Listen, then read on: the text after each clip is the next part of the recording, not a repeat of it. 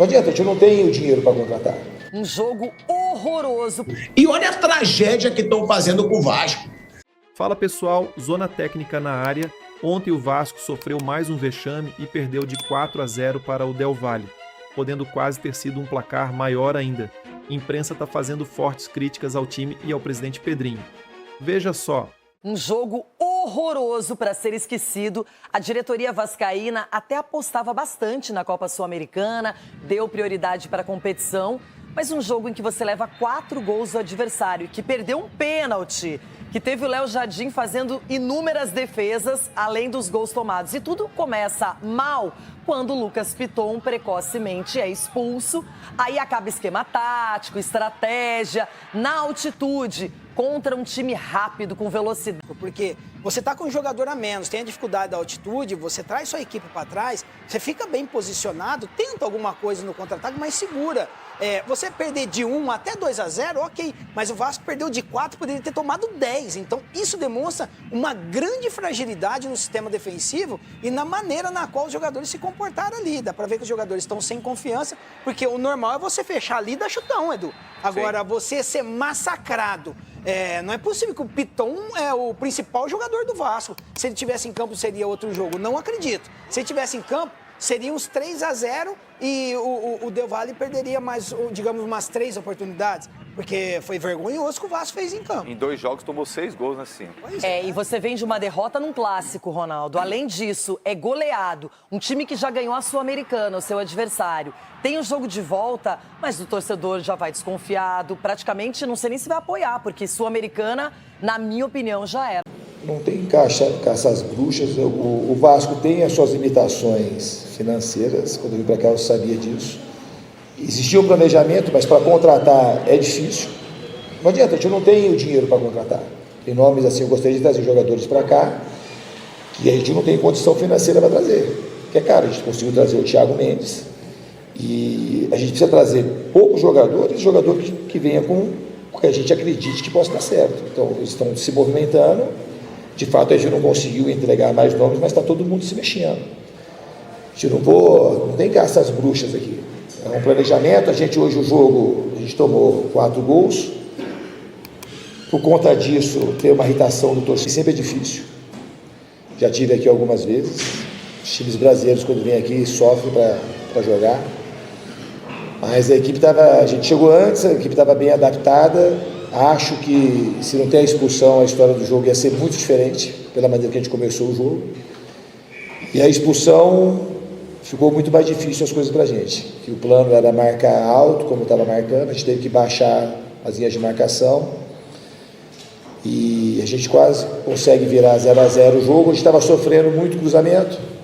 E aí, no segundo tempo, a gente tentou deixar a área mais alta e acabou que não funcionou a substituição e a gente tomou os outros gols. Agora pensar no jogo do Brasil. Porra, o Vasco é gigante, cara. A torcida do Vasco é gigante, a torcida do Vasco é nacional. Aonde você vai tem torcedor do Vasco. E olha a tragédia que estão fazendo com o Vasco. Iludiram com o negócio de SAF, de 777, deu tudo errado. 777 quebrou. Agora o Vasco quer se tornar SAF de novo, vai vender para quem? Não sabe se tem interessado em comprar. E, cara, é bizarro, Vamp, que aí contratou o Diniz, né? Chegou o Fernando Diniz. Teve um mês para só trabalhar. Um mês. Volta desse intervalo, perde para o Botafogo 2-0, porrada jogando. Eu acho que o Vasco, na gestão do Pedrinho, faz alguns investimentos que eu considero equivocados. Por exemplo, o Payet foi antes dele, mas deveria ter tentado a rescisão do contrato do Payet de cara. Não estava dando retorno nenhum, técnico, né? A contratação do Felipe Coutinho, um jogador caro, que ainda pediu a contratação de outros e que não consegue jogar regularmente, mas ele já estava assim há muito tempo. Não adianta você contar com o talento do Felipe Coutinho em alguns momentos, precisa de um jogador que atue regularmente. Então, acho que o Vasco deveria concentrar os seus esforços financeiros, já que não tem tanto poderio nessa área, né, de grana, em contratar jogadores saudáveis que possam jogar regularmente e que possam formar um time minimamente competitivo. Sabe, trabalhar com aquele orçamento médio, com jogadores que possam jogar, que tenham condições físicas, que não sejam tão veteranos, né? Ou até um veterano ou outro mais inteiro, para ter um time brigador, que briga ali no meio, sabe, um trabalho... Mas assim, deram o passo errado, né? De uma certa forma mudou a desigualdade, ficou maior, né? Ficou maior. Ficou maior. É verdade. Ficou maior, tomou a maior goleada do Clássico, inclusive 6-1 no ano passado. E veio perdendo para todo mundo. É 4 de time da Venezuela, mais 4 de time do Equador.